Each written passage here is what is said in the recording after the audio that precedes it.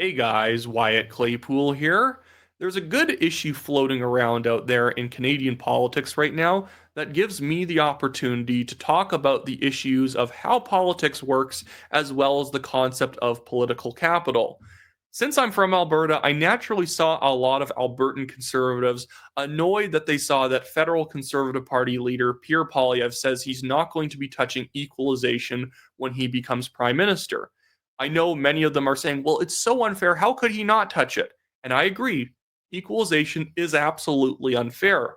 The problem is that Pierre Poilievre, even when he becomes prime minister, even if he has a majority government of like 240 seats, even he is hemmed in by how much political capital he has. Donald Trump has a big mandate in the US after winning his second non consecutive term for president.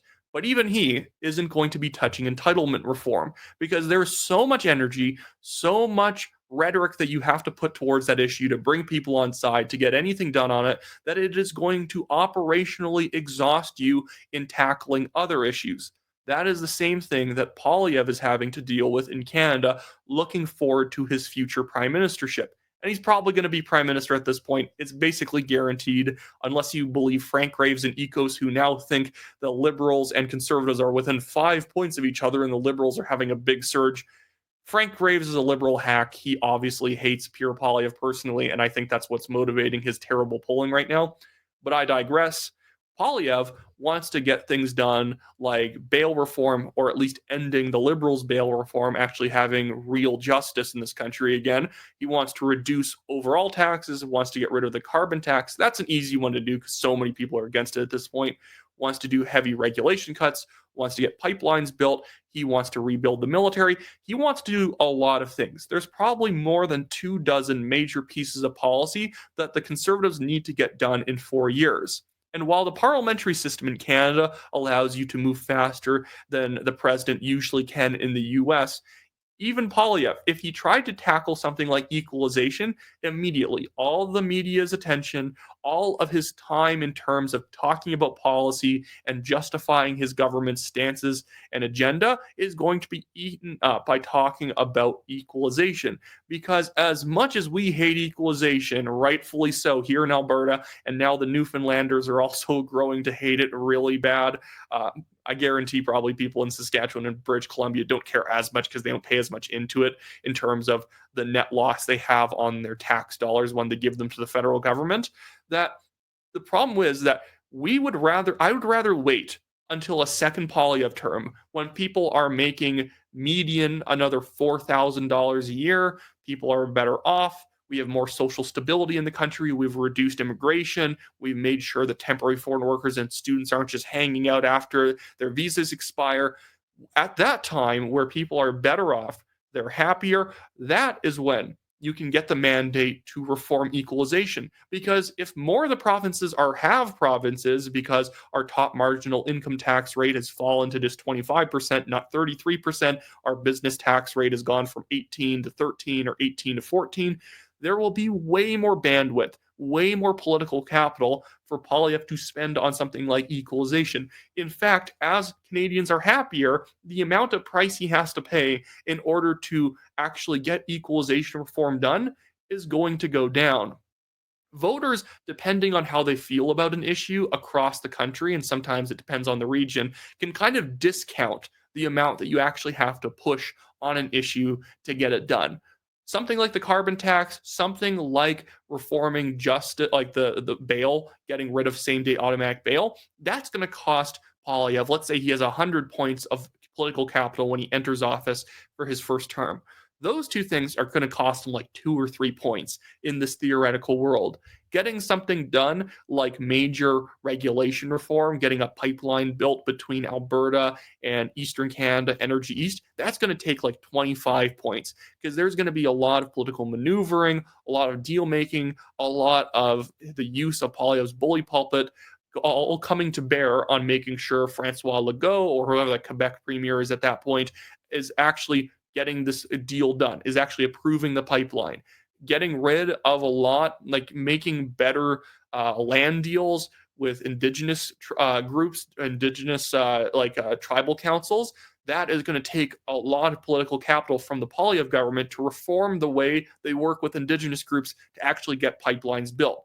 Getting the military spending increased, that is going to take a lot of political capital because at the same time as Poilievre's trying to reduce taxes and spending, increasing that spending is going to take a little bit more justification because he's going to get a lot of fire from the media. Why are you spending more money on the military at the same time you're cutting universal dental?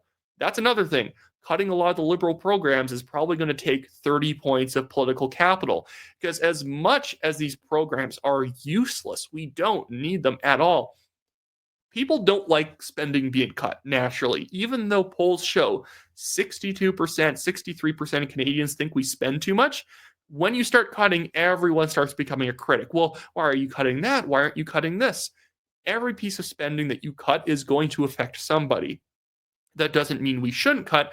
I think we should aggressively cut. In fact, if you move faster, it makes it so that the public reaction, the media reaction, is more truncated and they don't have time to sort of fearmonger over every single dollar being reduced. If you just get in and you say, okay, we're restricting universal dental to seniors, we're restricting pharmacare to like people living below the poverty line, and we're just getting rid of the housing accelerator program, immediately you have saved billions of dollars and all the anger is going to be within like 2 weeks and you can move on. Oftentimes, politicians are just not good at sticking through negative press. The one thing that somebody like Ralph Klein was amazing at was that he understood that he would have to be hated for a year, for 2 years, for 3 years to get certain things done, to get the budget balance, to get into a surplus, to pay down the debt. He was going to have a lot of protesters on his lawn. He was going to have a lot of negative reports in the media. But if he kept pressing on, the average middle class voting taxpayer was going to say, you know what, I get it. I get why he did that. Good. Thank you, Ralph. That's why Ralph was unbeatable. He understood the political capital he would need to spend to get something done that would then, on the other side, make people like him more.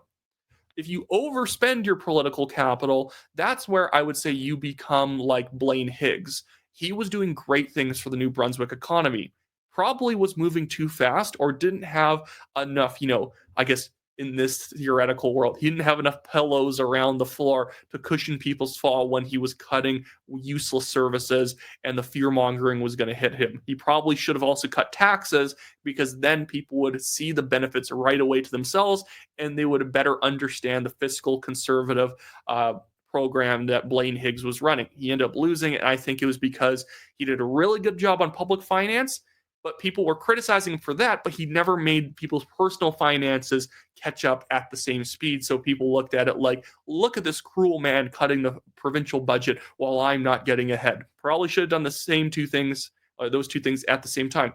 I thought he was a great premier. Really sad that he's no longer the premier of that province. He was great on parental rights, social issues, fiscal issues.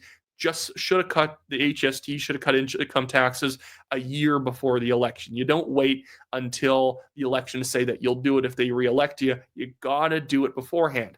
This is the same thing I say about Premier Smith. And I know people are like annoyed with me when I say I went to the AGM and I voted no on her leadership review. I voted no because there's no way of me saying she's doing a 6 out of 10, 7 out of 10 job, room for improvement. And because I know so many people are going to vote yes, certain people need to vote no to show there is room for improvement. You don't deserve 100%. You don't deserve like 100% mandate from your base. You need to cut taxes. You need to cut spending.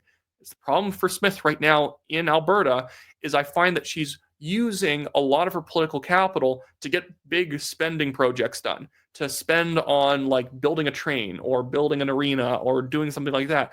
And I find that she's going to run out of room in the next couple of years where she can't cut taxes. She can't cut spending to be able to cut taxes. She can't balance the budget if oil prices go down. And then we're going to be in a bit of a conundrum when we're running against Naheed Nenshi as the Alberta NDP leader, who the UCP has been labeling as a tax and spend liberal.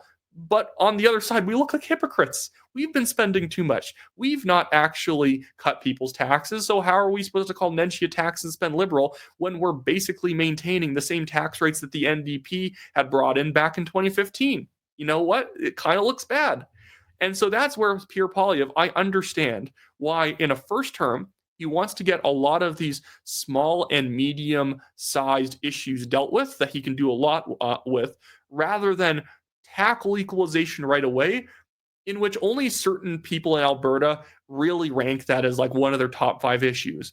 People in Alberta are still going to name just federal taxes, federal spending, inflation, crime, all that sort of thing. Those are going to be their top issues. Equalization is not going to hit like high for many people outside of rural Alberta.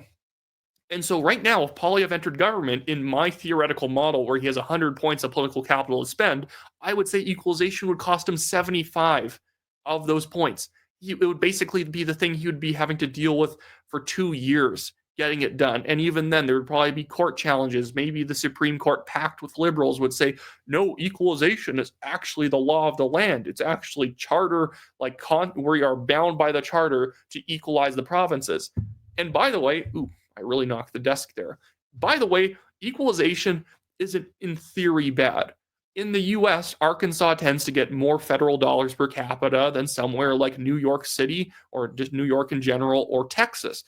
Big states tend to get fewer federal dollars per capita than somewhere like Wyoming, than somewhere like Idaho. Like states with smaller economies, with less powerful economies, tend to get a bit more money.